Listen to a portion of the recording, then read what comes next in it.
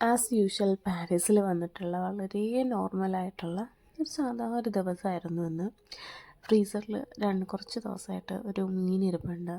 ഞാൻ വിചാരിച്ചു പിന്നെ നെയ്ച്ചോറും മീൻ കറിയും കൂടെ വയ്ക്കാമെന്ന് വിചാരിച്ചു.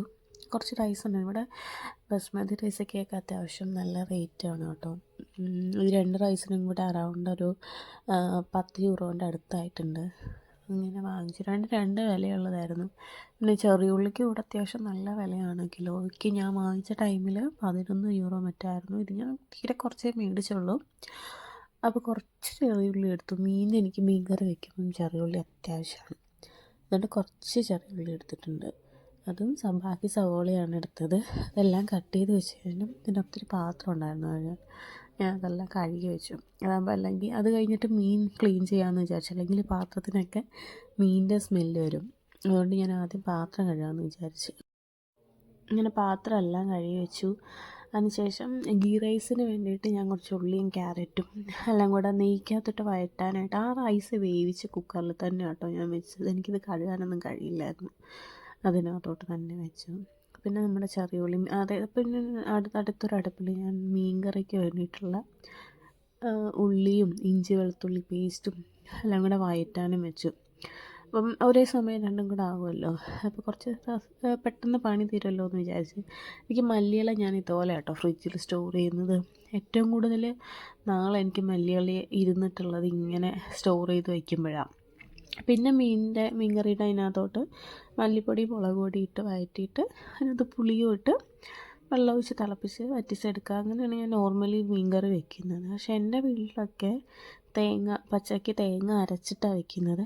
ഇത് പിന്നെ എളുപ്പമായത് കാരണം ഞാൻ പിന്നെ ഇങ്ങനെയാണ് വെച്ചത്. എനിക്കിത് ഇഷ്ടമാണ് നെയ്ച്ചോറിൻ്റെ കൂടെയൊക്കെ കഴിക്കാനായിട്ട്.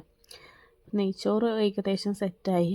അപ്പോഴത്തേക്കും ഞാൻ മീൻ കറിക്കുള്ളതും മീൻ ഏറ്റവും ലാസ്റ്റാണ്. ഇത് ഓൾറെഡി ഇവിടെ ക്ലീൻ ചെയ്ത് തരും. പക്ഷേ അത്ര നല്ല ക്ലീൻ ആയിരിക്കും. അവിടെ തലയൊന്നും കളയത്തില്ല. എനിക്കത് ഇഷ്ടമല്ല. അതുകൊണ്ട് ഞാൻ തലയൊക്കെ കട്ട് ചെയ്ത് ഒന്നുകൂടെ 3-4 വട്ടം ക്ലീൻ ചെയ്ത് എല്ലാം ചെയ്ത് മീൻ കറിക്ക് വേണ്ടിയിട്ട് ഇട്ടു.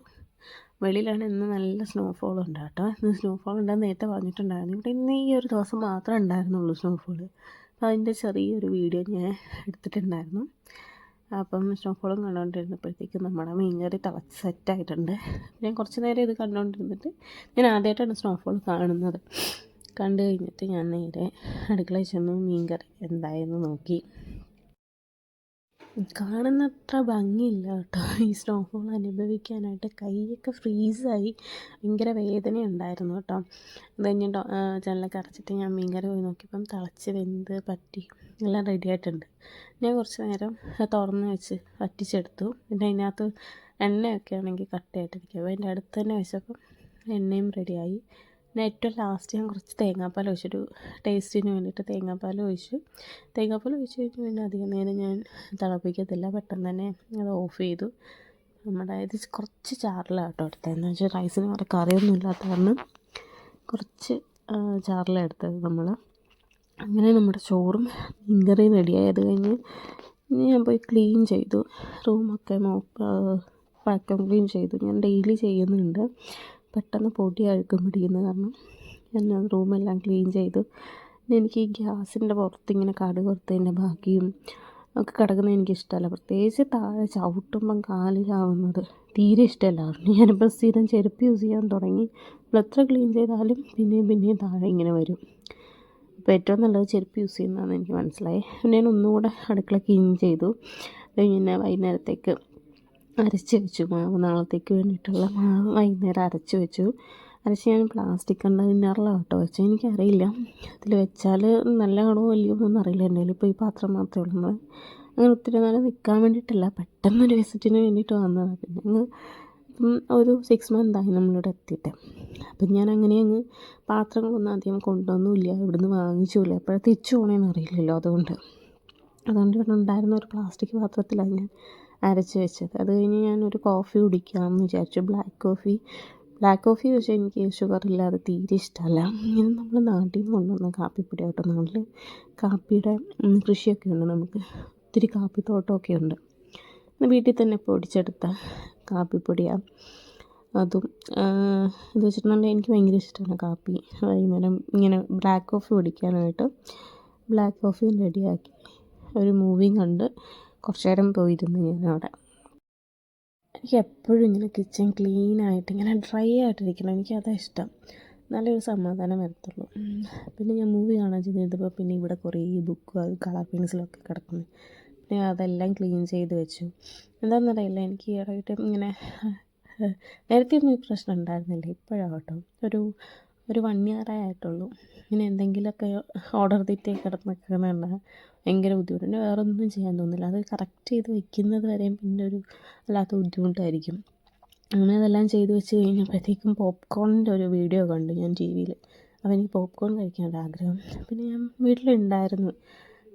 അപ്പം ഞാൻ പെട്ടെന്നൊരു ബട്ടറും വെളിച്ചെണ്ണയും ഉപ്പും എല്ലാം കൂടെ മിക്സ് ചെയ്തിട്ട് ഞാൻ പെട്ടെന്നൊരു പോപ്കോൺ ഉണ്ടാക്കിയെടുത്തു.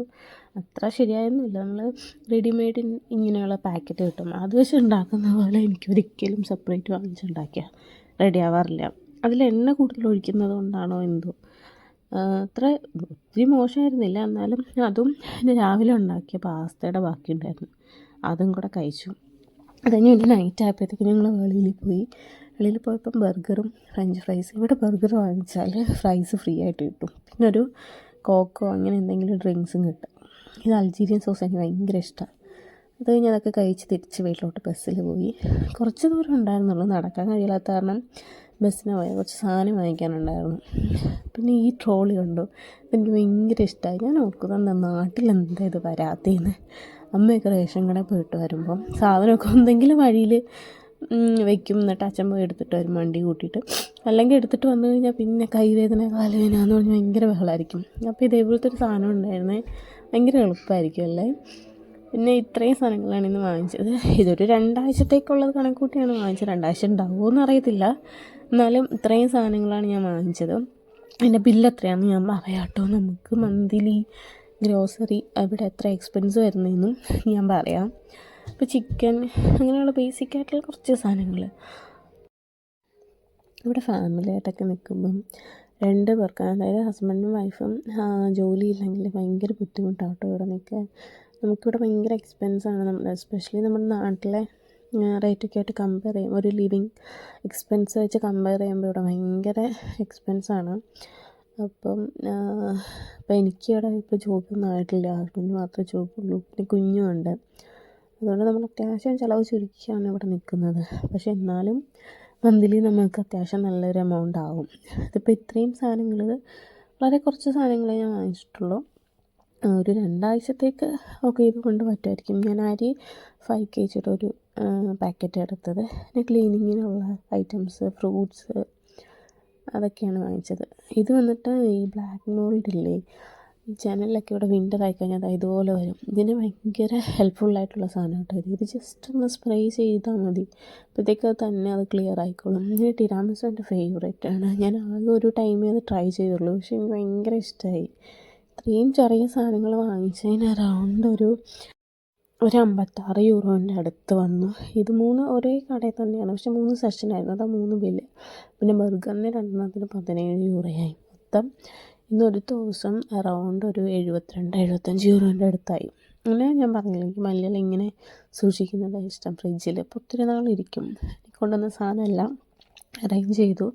അന്ന് തന്നെ ഞാൻ എല്ലാം ചെയ്തു കേട്ടോ, എനിക്കല്ലെങ്കിൽ ഒരു സമാധാനം ഉണ്ടാവില്ല. എല്ലാം ക്ലീൻ ചെയ്തു, ഇതെല്ലാം അതിൻ്റെ സ്പേസിലോട്ട് വെച്ചു. ഫ്രീസർ ഇവിടെ വലുതാട്ടോ, നമ്മുടെ ഫ്രിഡ്ജിൻ്റെ അത്രയും തന്നെയുണ്ട് ഫ്രീസറും. അതുകൊണ്ട് അത്യാവശ്യം നല്ല സ്റ്റോറേജ് ഉണ്ട്, എല്ലാ സാധനങ്ങളും വയ്ക്കാൻ പറ്റും.